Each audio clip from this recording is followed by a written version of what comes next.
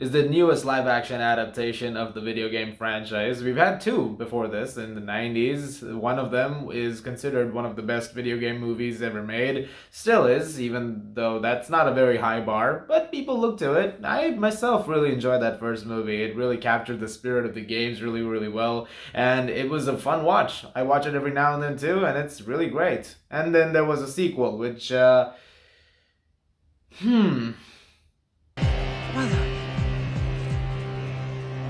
you're alive.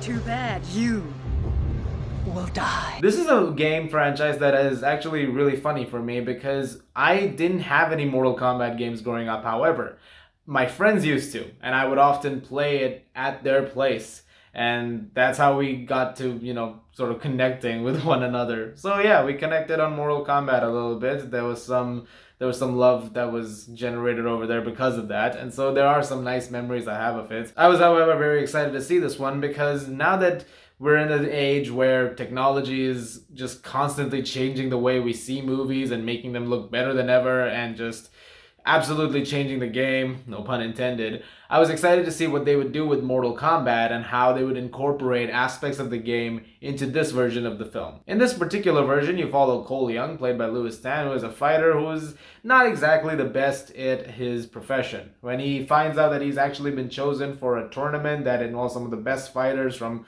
all over, and he represents the Earth Realm along with a few other fighters like Sonya Blade and Jax, he has to take on Sub-Zero and basically prove that he is one of the greatest fighters of all time. And along the way, you'll meet other iconic characters from the franchise like Liu Kang, Raiden, and of course Scorpion. When it comes to Mortal Kombat, it's very easy to go into it with the pretense that I am going to get exactly what I want out of it, which is I want a movie where these characters fight each other, they incorporate a lot of stuff from the games, and it basically does everything that the fans of the franchise wanted it to do, and it basically caters to that specific need. It's very similar to a movie last month that came out called Godzilla vs. Kong. It's like if you do exactly what you have to do in terms of that premise, this is a pretty great movie. And for the most part, Mortal Kombat does exactly that. It stays exactly that course and it gives you exactly what you wanted out of it. If you're going into a movie like this expecting a really, thought-provoking story,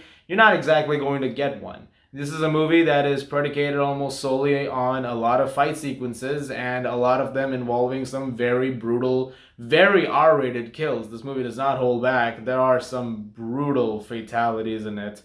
That being said, Mortal Kombat is not flawless. If I wanted to talk about it from a filmmaking perspective, which I am because review, I am going to. The biggest issue with it for me was it's pretty choppy. It's a film that is very frantically edited. And I don't just mean that in terms of shot changes. Like it's a short shot and then it goes to a quick one immediately after or something like that. That is also there, by the way. That happens quite often in this movie.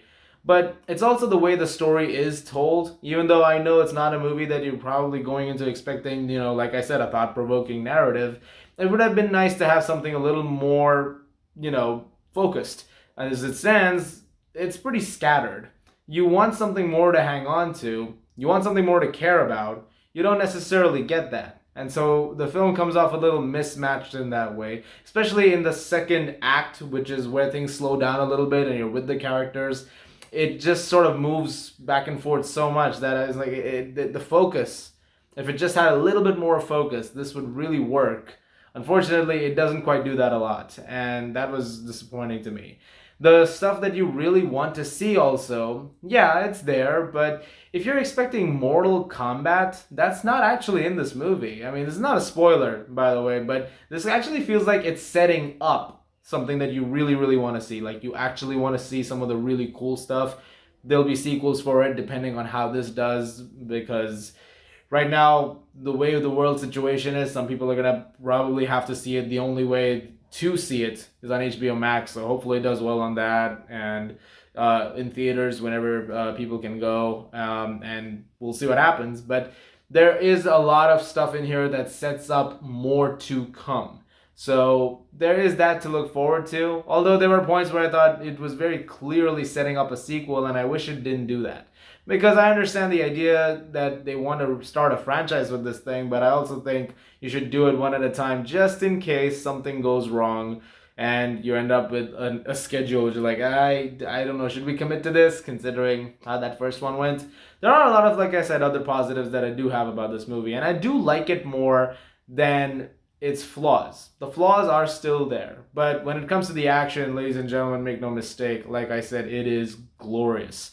Some of the butchering of people is very satisfying to watch. It's very gory, yes, but if you're somebody who is an action movie aficionado, you're gonna get exactly what you want, and it does a pretty good job of it. It also has a really good score, which I was actually very impressed by. It had the theme in there, by the way, in case you're wondering.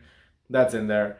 All those sequences are directed pretty well, and the third act, as in when it gets there, no spoilers, it's downright awesome. Like it's everything you wanted out of a Mortal Kombat movie. My issue is really that first half, the way it builds into the stuff that you finally see later. I just wish that was more consistent. I wish that was done a lot better. And it sometimes also drags in terms of its pacing because it really slows down at points, and there were points and like I want to kind of check out. And I saw this like a screener of this, so but I have to keep going. So I figured, all right, let's keep watching. So overall, yes, it sounds a little mismanaged, my review of the movie. I can completely understand that. There are points of it where I feel like I'm talking like way too much praise of it. There are points where I think I'm talking a little too much derogatorily about it.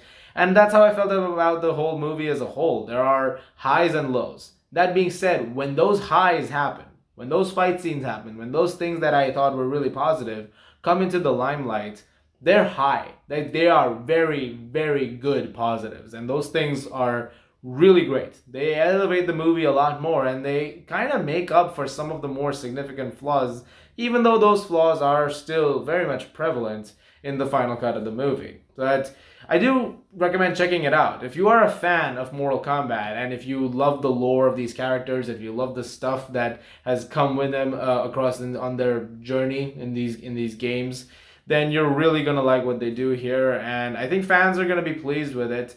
I have to look at this, however, from the objective point of view that there are going to be moviegoers who are seeing it who are not necessarily, fans of the game, and so there can be less love involved in that area. But at the same time, maybe they'll love it. I'm gonna give Mortal Kombat a 7 out of 10. Guys, thank you very much for watching. Look forward to more reviews very soon. I'm also going to be dropping, hopefully, my review of The Falcon and the Winter Soldier later today. As always, if you like this, please do subscribe. Thank you very much for watching, and I'll see you guys in the movies.